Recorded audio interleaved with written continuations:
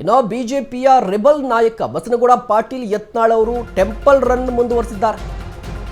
ನಾಡ ದೇವತೆ ಮೊರೆ ಹೋಗಿದ್ದಾರೆ. ರೆಬಲ್ ನಾಯಕ ಬಸನಗೌಡ ಪಾಟೀಲ್ ಯತ್ನಾಳ್ ಚಾಮುಂಡಿ ಬೆಟ್ಟಕ್ಕೆ ಭೇಟಿ ನೀಡಿ ವಿಶೇಷ ಪೂಜೆಯನ್ನು ಕೂಡ ಸಲ್ಲಿಕೆ ಮಾಡಿದ್ದಾರೆ. ತಾಯಿ ಚಾಮುಂಡೇಶ್ವರಿ ಆಶೀರ್ವಾದವನ್ನು ಪಡೆದುಕೊಂಡಿದ್ದಾರೆ ಯತ್ನಾಳ್ ಅವರು. ವಿಜಯೇಂದ್ರ ವಿರುದ್ಧ ಈಗಾಗಲೇ ಸಮರವನ್ನ ಸಾರಿದ್ದಾರೆ. ವಿಜಯೇಂದ್ರರನ್ನ ಮುಖ್ಯವಾಗಿ ಅಧ್ಯಕ್ಷ ಸ್ಥಾನದಿಂದ ಕೆಳಗಿಳಿಸಲೇಬೇಕು ಅಂತ ಪಣ ತೊಟ್ಟಿದ್ದಾರೆ. ಬಿಜೆಪಿ ಶಿಸ್ತು ಸಮಿತಿ ಕೂಡ ನೋಟಿಸ್ ಅನ್ನು ಕೊಟ್ಟಿತ್ತು. ನೋಟಿಸ್ಗೆ ಆನ್ಸರ್ ಮಾಡಿದ್ದಾರೆ. ಈಗ ಚಾಮುಂಡಿ ಬೆಟ್ಟಕ್ಕೆ ಭೇಟಿ ನೀಡಿದ್ದಾರೆ. ದೃಶ್ಯಾವಳಿಯಲ್ಲಿ ಗಮನಿಸ್ತಾ ಇರಬಹುದು.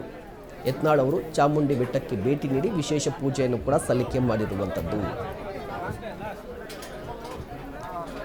ಬಸನಗೌಡ ಪಾಟೀಲ್ ಯತ್ನಾಳ್ ಸದ್ಯಕ್ಕೆ ಸೆಂಟರ್ ಆಫ್ ಅಟ್ರಾಕ್ಷನ್.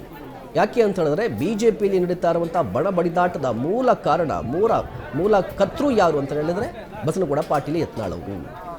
ಪದೇ ಪದೇ ಹೇಳಿಕೆಗಳನ್ನು ಕೊಡ್ತಾ ಇದ್ದಾರೆ. ವಿಜಯೇಂದ್ರ ವಿರುದ್ಧ ಹೇಳಿಕೆಗಳನ್ನು ಕೊಡ್ತಾ ಇದ್ರು. ಇದರ ನಡುವೆ ಒಂದು ನೋಟಿಸ್ ಕೂಡ ಕೊಟ್ಟಿರುವಂಥದ್ದು ಶಿಸ್ತು ಸಮಿತಿ, ಆನ್ಸರ್ ಮಾಡಿ ಅಂತ ಹೇಳಿ.